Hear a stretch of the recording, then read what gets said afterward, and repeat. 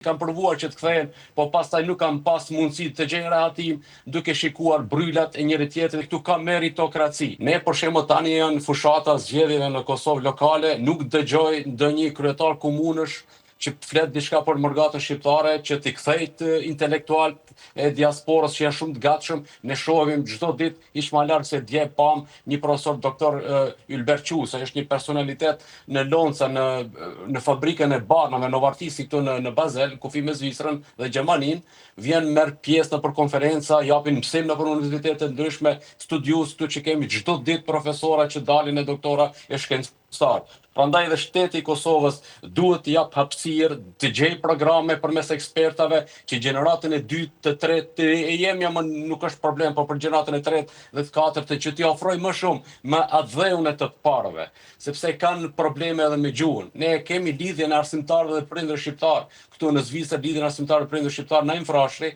që dini ekziston ka mbi 35 vite, por pak investohet dhe pak ndihmohet nga shteti i Kosovës. Nuk duhet ta shikojmë diasporën shqiptare vetëm në aspektin material, po ta kthejmë trurin e mërgatës shqiptare, sepse vërtet besoni nuk ka shtëpi e margjimtarëve që nuk e ka një fëmijë që ka studiuar apo që studion në universitetet prestigjioze evropiane. Kemi një pasuri të padukshme ndoshta në thojza për ata që sot mund të vendosin që ta kthej trurin e mërgatës shqiptare në Zvicër, nga Zvicra apo nga Shtetet e Bashkuara të Amerikës, pse jo? Kam provuar, ju e dini, kam provuar që të kthehen, po pastaj nuk kam pas mundësi të gjej rehatim duke shikuar bryllat e njëri tjetrit dhe prandaj mërgata shqiptare, unë apo të tjerët që kemi kaluar mbi 10 vite këtu në Shtetet Evropiane, kem pas sepse këtu ka meritokraci. Edhe unë mendoj që duhet ketë meritokraci në Kosovë, që t'i japin hapësirë njerëzve që vërtet e duan shtetin, vërtet që e duan të mirën e të ardhmet Kosovë drejt Bashkimit Evropian, drejt në NATO. Thua që në Kosovë ekzistojnë bryllat ashtu siç po i quhen dhe në Europë është meritokracia. Kjo është arsyeja pse njerëzit hezitojnë të kthehen në vendidje? Mund të jetë njëra ndër ato pika, padyshim, sepse në Zvicër marrim shembull ata që janë këtu dhe ju që keni familjar, i shihni nëse në një firmë punon, kështu një firmë, një fabrikë po e marr, dhe shohin se ke talent për një fushë tjetër, ata të investojnë dhe të ndihmojnë që ti të ecësh te para. Kemi raste të shumta, për shkak të minutazhit duhet flas pak më shpejt.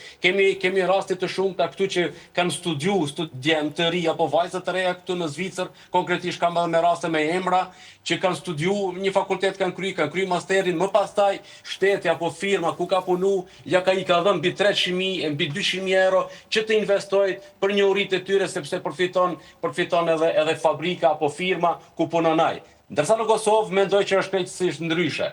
Në Kosovë duhet unë mendoj ashtu, edhe mendojnë besoj edhe shumë të tjerë, që duhet ta kesh petkun e një partije politike për tu inkuadruar në një punë.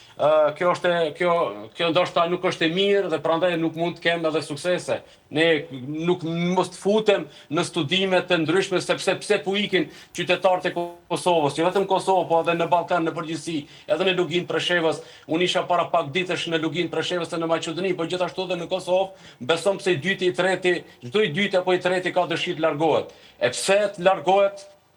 Është një pikpyetje që duhet të merren ekspertat e kësaj fushë, po shihet është një paqësi, një jo stabilitet politik, i sigurisë, i shëndetësisë, siç tha edhe parafolsi në studio.